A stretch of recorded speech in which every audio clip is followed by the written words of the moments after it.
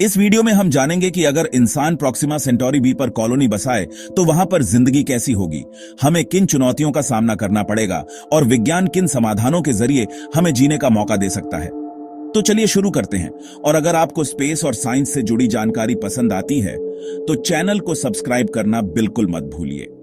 सबसे पहला प्रॉब्लम है कि प्रॉक्सिमा सेंटोरी एक फ्लेयर स्टार है जो अपनी सरफेस से पावरफुल स्टेलर फ्लेयर्स और कोरोनल मास इजेक्शंस निकालता है। ये फ्लेयर्स अल्ट्रावायलेट और एक्सरे रेडिएशन के डेंजरस बर्स्ट जनरेट करते हैं जो किसी भी एक्सपोज्ड सरफेस को स्टेरिलाइज कर देंगे। अगर प्रॉक्सिमा बी के पास स्ट्रॉन्ग मैग्नेटिक फील्ड नहीं है तो उसका एटमॉस्फेयर कंटिन्यूअसली स्ट्रिप होता रहेगा और सरफेस पे लाइफ इम्पॉसिबल होगी।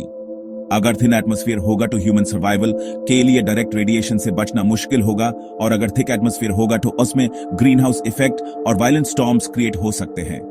प्लैनेट टाइडली लॉक्ड है, मतलब एक हेमिस्फीयर हमेशा स्टार की तरफ होगा और दूसरा हमेशा डार्क होगा। स्टार फेसिंग साइड पे temperature hundreds of degrees Celsius तक पहुंच सकता है और डार्क साइड पे टेम्परेचर एब्सोल्यूट जीरो के करीब गिर सकता है। सिर्फ एक नैरो बैंड जो डे और नाइट के बीच है, अस रीजन को टर्मिनेटर जोन कहते हैं, वहां पे टेम्परेचर रिलेटिवली मॉडरेट हो सकता है। और वही एक रीजन होगा जहां ह्यूमन कॉलोनीज बसना पॉसिबल होगा, लेकिन उस जोन में भी स्ट्रॉन्ग विंड्स और एटमॉस्फेरिक टर्बुलेंस होंगे। एनर्जी जनरेशन एक क्रिटिकल चैलेंज होगा क्योंकि प्रॉक्सिमा सेंटोरी एक फेंट रेड ड्वार्फ है और इसकी लुमिनोसिटी अर्थ के सन के कंपैरिजन में सिर्फ 0.0016 है। Practical energy sources nuclear fusion reactors, geothermal heat extraction और हाई स्पीड विंड्स होंगे जो एडवांस्ड विंड टर्बाइंस से यूटिलाइज किए जा सकते हैं। फूड प्रोडक्शन के लिए हाइड्रोपोनिक और एरोपोनिक फार्मिंग सिस्टम्स बेनान पड़ेंगे जहां प्लांट्स को आर्टिफिशियल एलईडी ग्रो लाइट्स और स्पेक्ट्रम जनरेटर्स प्रोवाइड किए जाएंगे क्योंकि रेड ड्वार्फ की लाइट फोटोसिंथेसिस के लिए इनसफिशिएंट है। वाटर का सोर्स अगर नेचुरली सरफेस पे या सब सरफेस आइस के फॉर्म में एग्जिस्ट करता है तो एक्सट्रैक्शन पॉसिबल होगा, लेकिन अगर वाटर एब्सेंट है तो कॉलोनी को एस्टेरॉइड्स और कमेट्स से वाटर इंपोर्ट करना होगा और उसको रिसाइकल करना पड़ेगा closed loop life support systems में।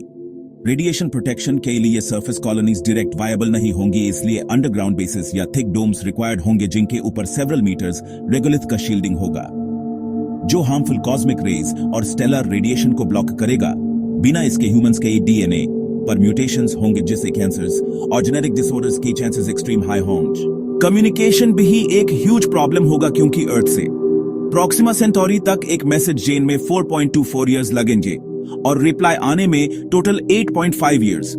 इसका मतलब है कि कॉलोनी को कंप्लीटली इंडिपेंडेंट और सेल्फ सफिशिएंट बना पड़ेगा जहां अपना गवर्नेंस, अपनी इंडस्ट्री, अपना एग्रीकल्चर और अपनी हेल्थ केयर सिस्टम्स डेवलप करने होंगे। प्लैनेट के सरफेस पर अगर मेटालिक और जैसे आयरन, निकल और रेयर अर्थ एलिमेंट्स अवेलेबल हैं तो उन्हें माइनिंग के लिए यूज किया जा सकता है जो कंस्ट्रक्शन और टेक्नोलॉजी के लिए एसेंशियल होंगे। लेकिन हॉस्टाइल एटमॉस्फेयर और अनस्टेबल कंडीशंस माइनिंग को एक्सट्रीमली डिफिकल्ट बनाएंगे। अगर माइक्रोबियल लाइफ एग्जिस्ट करती है तो वो कंप्लीटली एलियन होगी जो रेडिएशन रेजिस्टेंट और हाई प्रेशर टॉलरेंट होगी। ये लाइफ एक तरफ बायोहजार्ड हो सकती है जो ह्यूमन कॉलोनीज को इन्फेक्ट करे और दूसरी तरफ ह्यूमैनिटी के लिए एक रेवोल्यूशनरी डिस्कवरी भी हो सकती है।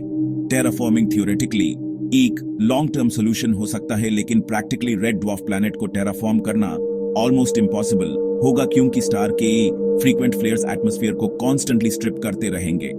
इस प्रॉब्लम का सोल्यूशन आर्टिफिशियल मैग्नेटिक शील्ड्स हो सकती हैं जो प्लैनेट की ऑर्बिट में बनाए जाए और पावरफुल इलेक्ट्रोमैग्नेटिक फील्ड्स जनरेट करके रेडिएशन और स्टेलर विंड्स को डिफ्लेक्ट करें। ह्यूमन फिजियोलॉजी के लिए एक पॉजिटिव फैक्टर ये है कि ग्रेविटी अर्थ के क्लोज होगी, इसलिए बोन्स और मसल्स मार्स और मून के कंपैरिजन में ज्यादा हेल्थी रहेंगे।